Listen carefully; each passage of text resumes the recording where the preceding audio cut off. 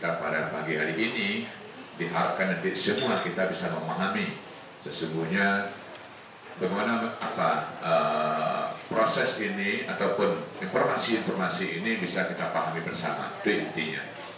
Jadi KPU merasa bertanggung jawab memberikan informasi-informasi ini agar semua pihak terkait betul-betul memahami mekanisme ataupun alur-alur perselisihan pemilihan bupati ini.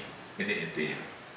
Baik Bapak Ibu berbahagia, barangkali kami sampaikan saya dari sini terkait PHP ini, perselisihan hasil pemilihan ini, seperti yang kita lihat di layar ini dan bahan yang kami berikan kepada Bapak Ibu sekalian adalah perolehan suara.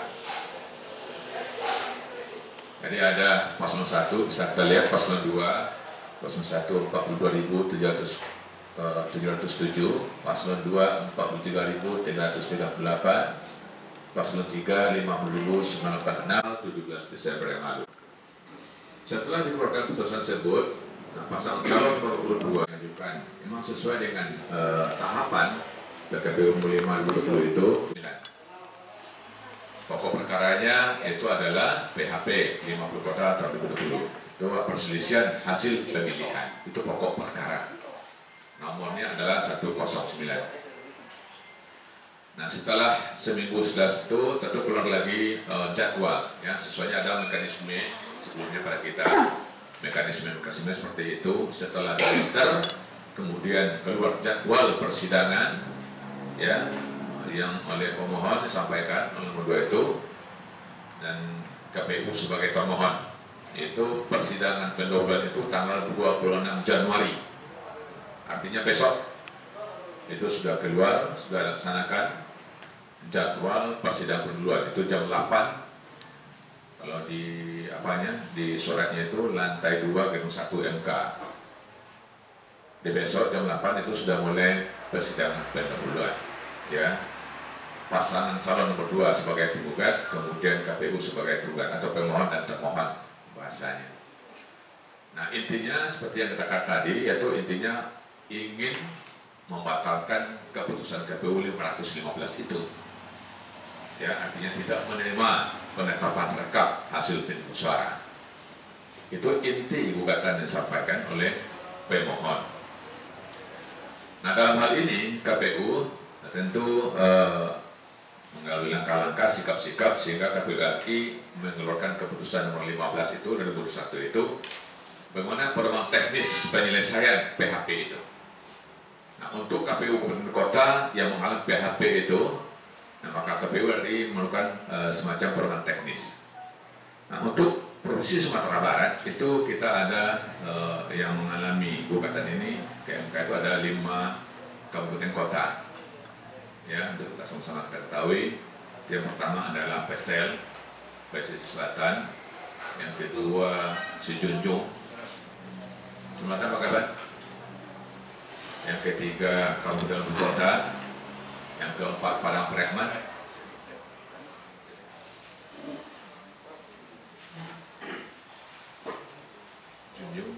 Sijunjung, Kota, Padang Preman, Solo, ya, Kabupaten Solo. Nah, Kabupaten Solo ada 5 kabupaten, itu sama-sama diajukan oleh pasangan calon ke MK. Itu memang sama saja, ya, hampir sama pokok perkaranya. Nah, KPU RI sesuai putusan nomor 15 itu memberikan pedoman teknis terkait penyelesaian PHP itu, ya, dan PMK nomor 6 tahun 2020 tentang tata cara dalam perkara perselisihan itu, maka KPU tentu melakukan persiapan terhadap gugatan di MK ini. Apa yang dilakukan PRI yaitu membentuk beberapa tim, ya, bisa kita lihat di layar itu ada 1, 2, 3, 4, 5 tim, ya, yang dibentuk oleh KPRI terkait untuk menghadapi dalam rangka membantu kelancaran persidangan di MK itu. Nah, berdasarkan putusan nomor 15 itu juga KPU 50 Kota membentuk 2 tim. Ada 2 tim yang dibentuk oleh KPU 50 Kota. Yang pertama adalah tim fasilitasi PHP, ya. Tim fasilitasi PHP yang terdiri dari itu anggota KPU dan pejabat garing staf sekretaris KPU. Jadi untuk memfasilitasi perkara ini dari awal sampai akhir nanti itu ada tim fasilitasi namanya yang dibentuk oleh KPU Kota. Yang kedua ada tim penyelesaian PHP ini, perselisihan hasil pemilihan ini, yaitu terdiri dari anggota KPU dan pejabat garing staf sekretaris KPU dan pengacara. Jadi ada dua tim dibentuk, yang pertama tim fasilitasi, yang kedua tim penyelesaian. Nah ini yang dibentuk oleh KPU 5 Kota. Adapun tugas bisa kita lihat di layar ini, apa tugas tim fasilitasi itu? Nah, Bapak Ibu, yaitu yang pertama menerima permohonan dan atau salin permohonan. Ini sejak dari dari mulai masuk itu sudah kita terima itu ya. Nah, nanti kita terima semuanya ini prosesnya, kemudian menyiapkan dokumen permintaan pengesalan. Ini sudah kita sedang berlangsung. Kemudian menyiapkan dokumen permintaan pengesalan, surat kuasa, jawaban, alat bukti, BAB, dan penyelesaian PHP Bupati dan Wakil Bupati.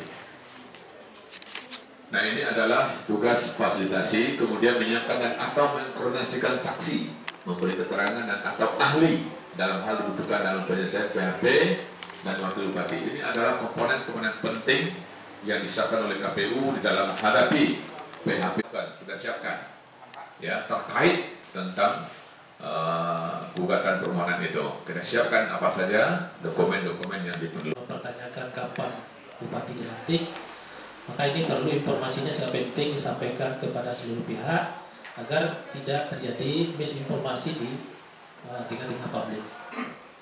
Nah memang betul seperti yang disampaikan ketua tadi, sudah disampaikan bahwa besok adalah sidang pendahuluan dan Bawaslu juga nanti hadir sebagai pihak sebagai pemberi keterangan terkait dengan hasil pengawasan selama proses tahapan pilkada di 50 kota.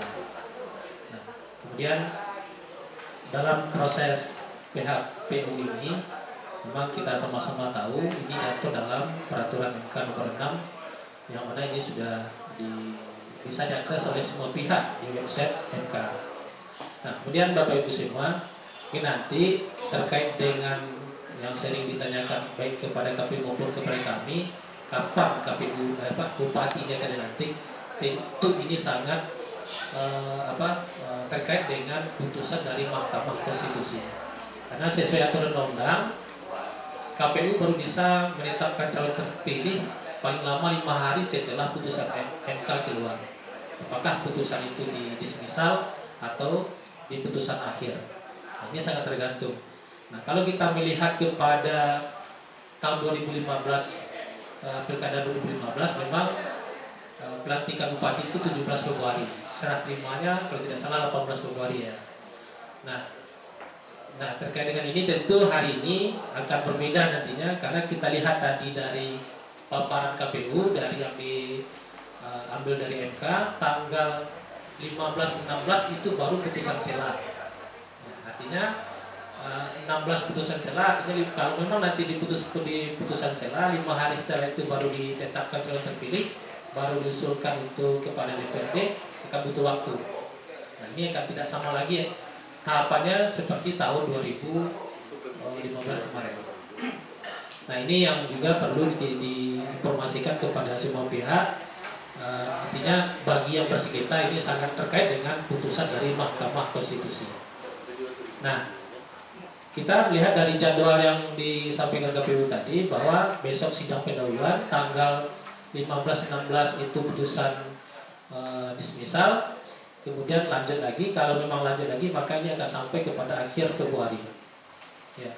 Nah ini tergantung nanti putusan MK apakah mengabulkan gugatan pemohon untuk seluruhnya atau sebagian atau bagaimana. Ini kita tunggulah putusan dari Mahkamah Konstitusi terkait tindakan ini.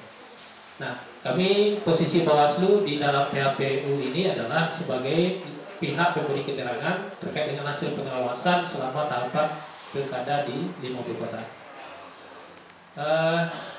Seluruh rangkaian tahapan tadi mungkin sudah dirincikan oleh KPU.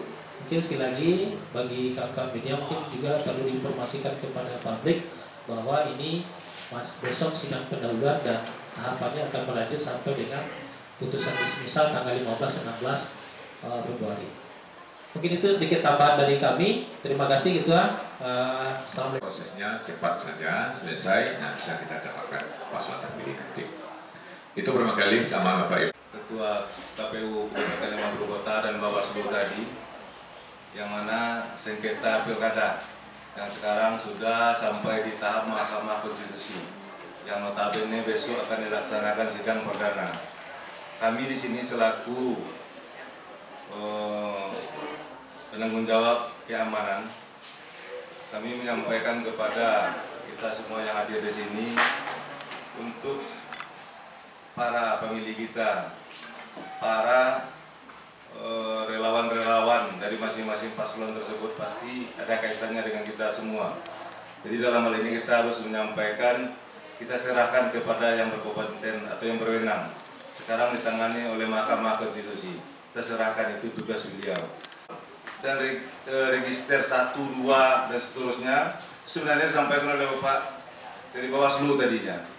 Jadi kami secara garis besar menyampaikan bahwasannya kalau memang ada laporan tindak pidana pemilu ke Gakumdu, yaitu bertempat di Bawaslu, itu tim terpadu berada di sana.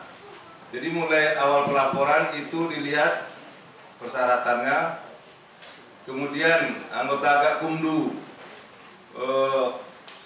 rapat dulu, registrasi awal. Kalau memang itu memenuhi persyaratan, ada saksi dan ada alat bukti, kami langsung main itu meminta keterangan. Kalau tidak memenuhi apa yang diminta oleh tim di Gakumdu, otomatis itu tidak diregistrasi, tidak masuk ke dalam laporan. Nah, kemudian kalaupun itu diregistrasi, kami cuma diberi waktu 3 hari untuk SG2 namanya. Dalam waktu 3 hari itu harus jelas itu merupakan tindak pidana pemilu atau tidak.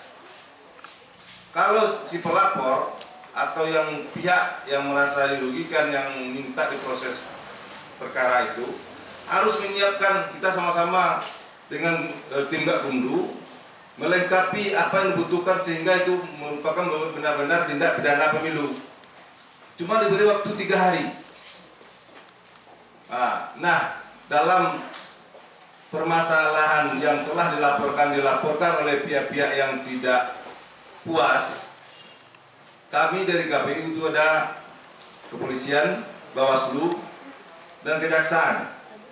Kami semuanya sudah mengkaji, dirapatkan. Insyaallah menurut pemantauan saya, mungkin dalam hal-hal yang terlalu penting saya tidak bisa hadir waktu SG1 dan SG2 ataupun tahap penyerahan tersangka dan barang bukti ke jaksa. Saya selalu hadir.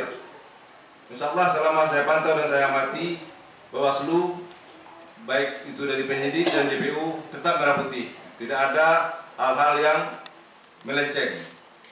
Jadi rekan-rekan semua yang ada di sini, mohon maaf Bapak Ketua, saya yakin mungkin ada nada-nada sumbang bahwasannya dari Bawaslu tidak melaksanakan ini, tidak melaksanakan itu. Semuanya ada aturan. Dan dalam hal ini kami pun dari Gakumdu, ada di komplain pun kami bersedia, kami siap memaparkan apa adanya hasil dari penyelidikan yang telah kami lakukan. Cuma itu Bapak. Anggota KPU, staf dan pejabat lingkungan KPU. Yang kedua adalah tim penyelesaian PHP ini. Yang pertama adalah anggota KPU dan kuasa hukum.